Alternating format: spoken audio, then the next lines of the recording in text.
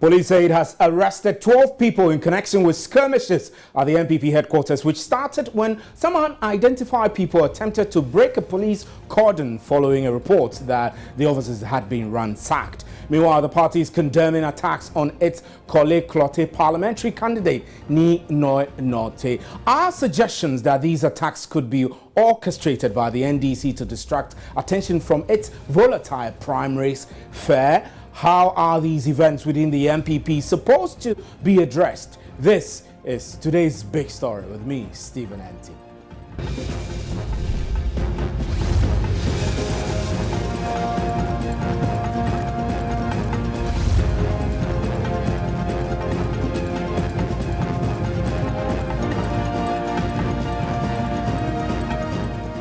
New patriotic party is confronted with yet another bout of violence. But this time, the party says these could have been orchestrated by the ruling NDC to distract Ghanaians from the real issues that marred its primaries at the weekend. Well, police today say 12 people have been arrested in connection with the attacks at the party office. Our man Kwachi Afre Nyama has been speaking to the Director of Public Affairs at the Ghana Police Service, DCOP David Ampabeni. Currently, the case is being handled at the CID headquarters. 12 persons have already been arrested, and investigations are being undertaken. So as soon as investigations are completed, the necessary steps will be taken to send them to court. Yeah, investigations are being conducted into their activities, and we follow down the process. Yeah. And I take it that these 12 people have already put down their statements with the police. They are on it. They are giving their statement to the police. They are in the process. And do we know who these 12 people are? Oh, the identity will be made known as soon as investigations are completed.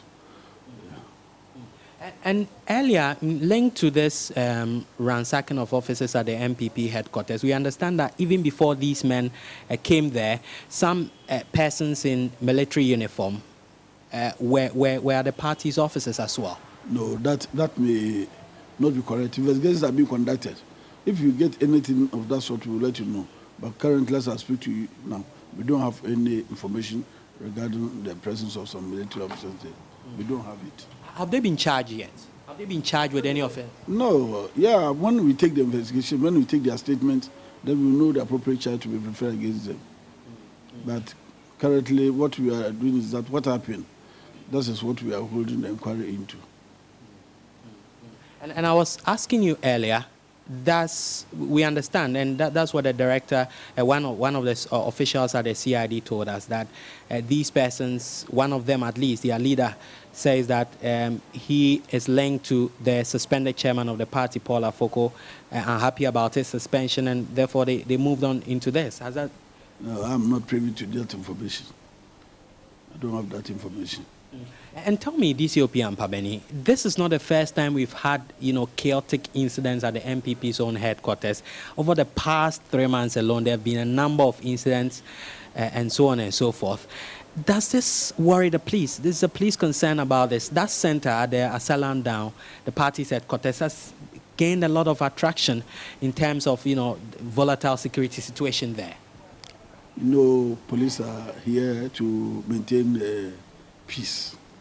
So we are to ensure that whether it's NPP headquarters, NDC headquarters, or the party headquarters, we are Ghanaians. We are here to ensure that they work in peace and tranquility. So I take it that the 12 men who have been arrested, are going to spend the night in police custody. Oh, I don't understand the question, because they are taking their statements. So are you going to hold them? We don't know. I don't know exactly what they are writing. So it will depend on the information that they will give. If you feel that their lives are being threatened, it may be good to keep them. If we, after investigation, we feel that we can grant them bail, we can grant them bail. These are bailable offences. And we know that the party officials were also here. I've not met them. I've not heard of them. So are they have come, their relatives where they are working and the party officials, they may come because probably some of them can stand surety for them, I don't know. But that's usually anybody who is arrested, he has his people, his relatives and friends coming over to assist. Well, we'll be doing some analysis on this and getting to find out the political ramifications of these attacks. But a while ago, the party addressed journalists, and communications director of the NPP, Nana Komia, says the attacks is a dent on Ghana's democracy. Now, the facts are these. Around 1 a.m. this morning, the office was being guided by 2 party security staff, aided by 2 domestic cleaners who live in the headquarters. Now, at 1 a.m., they heard a banging on the gate of the office. One of the security men inquired as to who was doing the banging, and a voice replied that it was the police. The security man opened the gate partially to peep, and indeed, he saw a police vehicle parked in front of the gate. So he opened the gate, only to be shoved aside by about 15 men in military uniform, fully armed.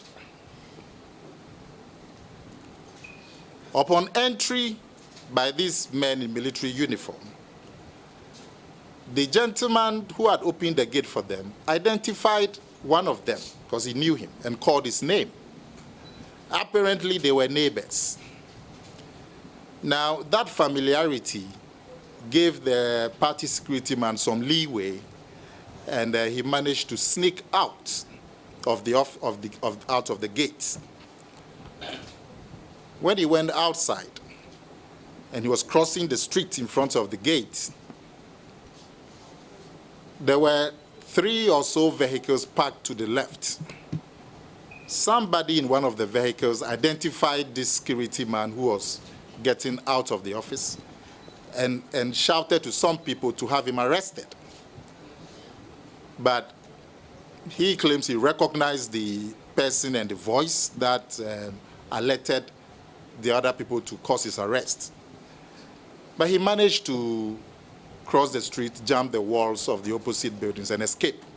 And indeed, he is the one who managed to raise the alarm. Now, back inside the compound, there were 3 party people left. There are 2 cleaners and the one remaining security officer.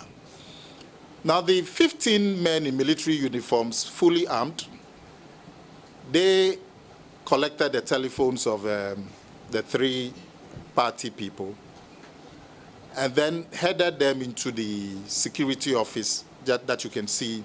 Now, the questions that should occupy our minds at this time is, number 1, who authorized this operation by these men in military uniforms? How did they get access to police vehicles and to military vehicles? How did they proceed to search the NPP head office without producing a warrant? How did they proceed to conduct searches in the office without notice to any party official or even involving the party security who were on site? Why have the police also detained? Because the second security man who was left was also detained by the police. And we're wondering why he's also been detained. But more seriously, this can turn out to be a grievous attack on Ghana's democracy, where people in uniform with police vehicles and military vehicles can lay siege to the office of a major political party, proceed to conduct searches, proceed to vandalize the offices.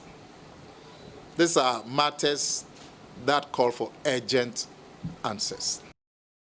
Right, so that was Director of Communications of the NPP, Nana Akomia. And so we will continue with today's big story. But in the meantime, we have Kwachi Afre joining us in the studio. Kwachi has been following this whole beat. So tell me, two things here. Do we know whether these 12 who have been arrested confessed or not to being involved in the attacks? Well, the police will not grant a formal interview on this, but the information I've picked up from well-placed sources within the hierarchy of the police service indicates that indeed the leader of these 12 suspects who have been arrested has confessed that indeed they are supporters of Mr. Paul Afoko, a suspended chairman of the NPP, and they are unhappy with how events have unfolded. The National Executive Committee meeting, which Mr. Afoko himself has challenged how it was convened and all that, how events have turned out. That's why they went to the party headquarters to, demonstrate their dismay with how events have unfolded. But one pretty interesting thing as well, Stephen. We've intercepted an extract of a police statement, that was filed by about 4 of the allegation. The suspicion is about 400 of them, were bussed to the NPP headquarters. Now, in this extract of a police statement that was made to the Odoko police station, about 4 of them, these supporters of Paul Afoko, say that a gentleman approached them there in that area, brought 2 buses, said that they were being invited for a party at around 1 a.m. at the NPP's headquarters. A party at dawn at the NPP's headquarters. When they arrived there, they realized that, well, this has nothing, what's happening here now has nothing to do with the party. Rather, they were given some red T-shirts, and they were asked to join in this, ransacking process that was taking place there. Believed to some military men were on the ground already. They said that they couldn't be part of the process, so they left. And these 12 who have now been arrested remain among the 400 who didn't leave. Among the 400 and who didn't leave, they were there. They said that, well, now they were taking over the party's headquarters. But again, information I've gathered is that they've told the police that they are ex-servicemen. This is a claim that the police is looking into. Today, you had officials from the NPP leadership. I saw John Boedu, national organizer there. I saw Anthony Abaye-Fakabo, deputy communication director of the party, also there, who were at the CID headquarters to give statement. The police have also taken the statement of these 12 gentlemen. It's not clear whether they'll remain in custody today or they will be bailed. Or not. But I'm also picking up information from NPP quarters, I beg your pardon, claiming that these attacks may have been orchestrated by NDC elements to distract attention from what they call volatile happenings within the NDC's primaries over the weekend. Have you had any wind of such claims? Well, absolutely. And Mr. Freddie Blay, acting chairman of the party, for example, spoke to media men earlier today. And his point was that this, he believes, and quote unquote, what his point is that there are big men in this country who are orchestrating this. Clearly to divert attention from, the NDC primaries, what was going around that was 61,000 people voted no against President Mahama. And what Mr. Blay said emphatically is that these people who are behind this want to create an impression that there is still division within the NPP. And Nana Komia said at that press conference earlier today that this is all, quote unquote, a setup. By some people to paint the New Patriotic Party black.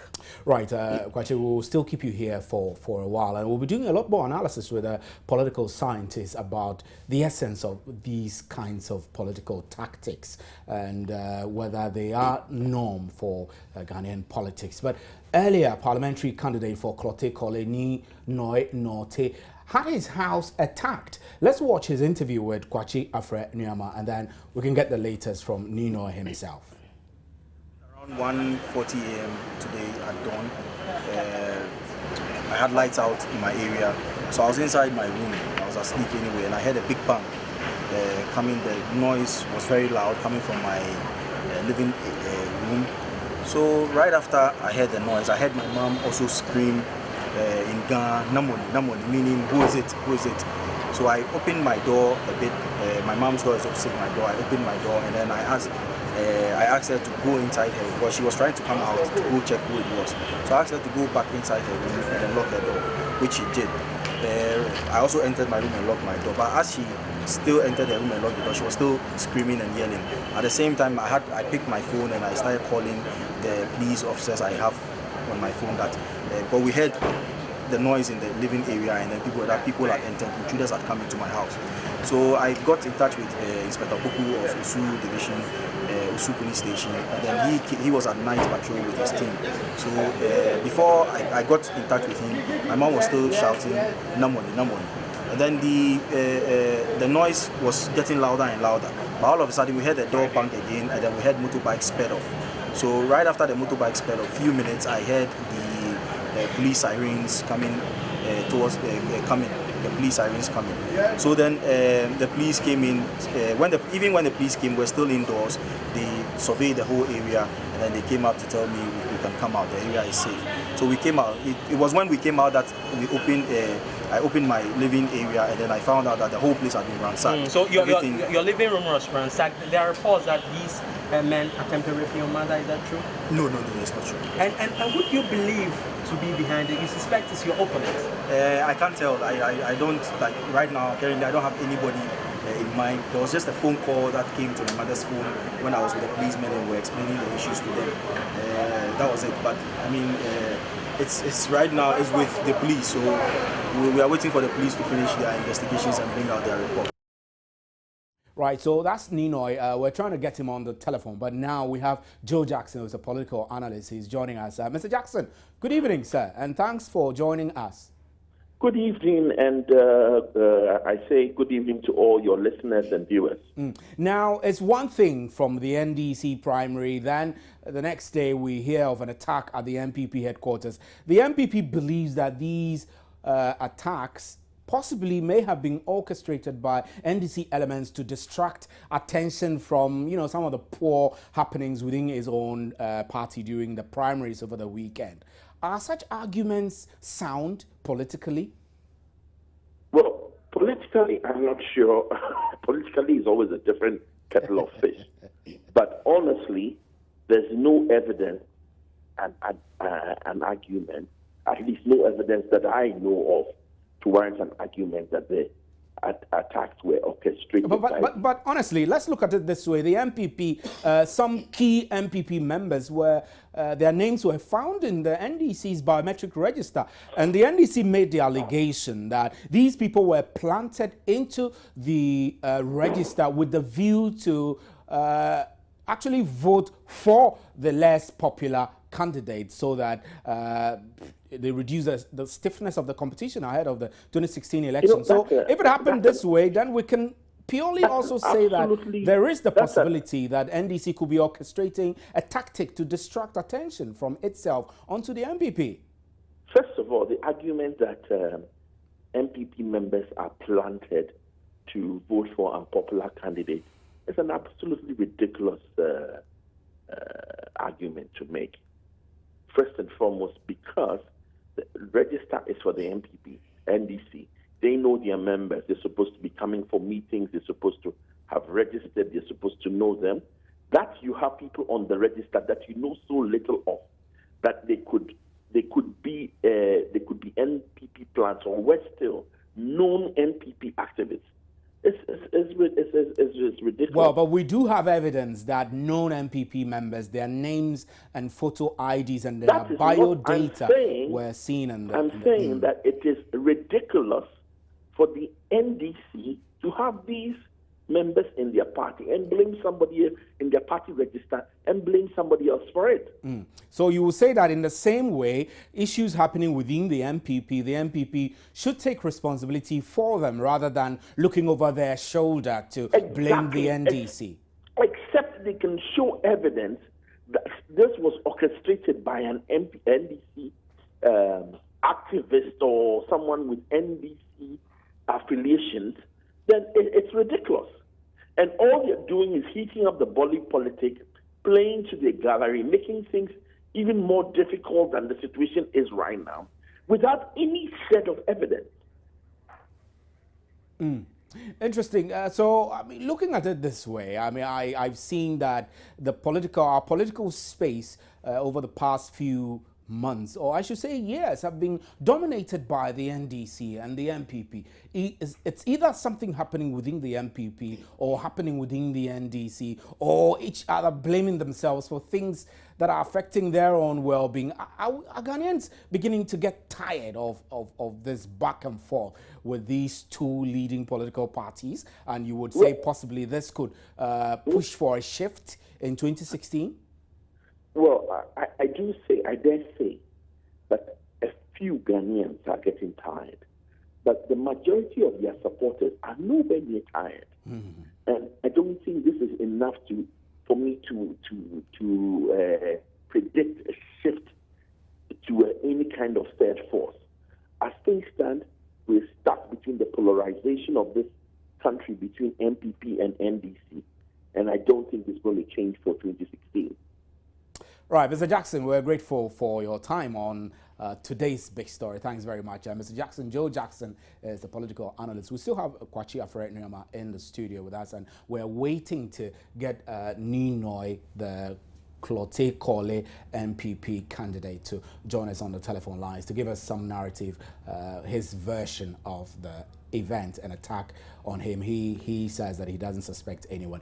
So, Afre, Ninoy is not exactly pointing fingers at anybody. He's clueless as to who could be behind this. But there are those elements who suspect that this could have been orchestrated by Philip Addison, his closest contender. Does this make sense?